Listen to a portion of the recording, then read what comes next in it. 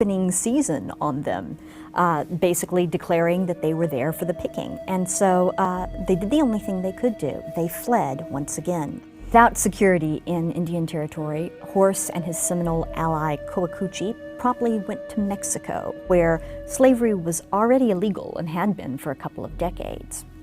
There, Horse became famous as a general in the Mexican army, and his people found a way to make a life.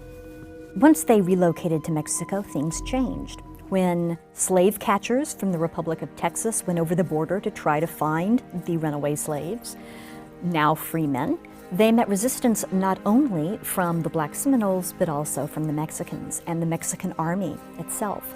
Eventually, the Black Seminoles, led by Horse, gained legally recognized Mexican land, Nacimiento. Why isn't this recognized today?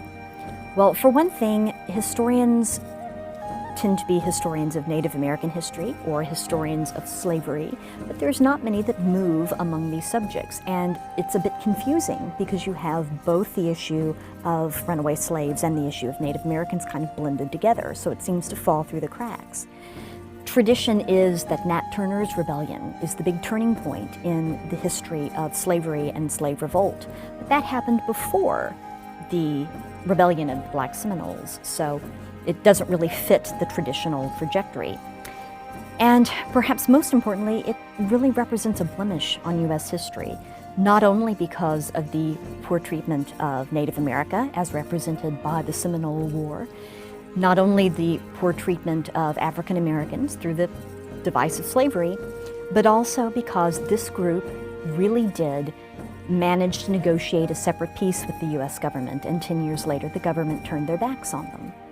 So it's, in multiple ways, a difficult story for people of the United States to tell.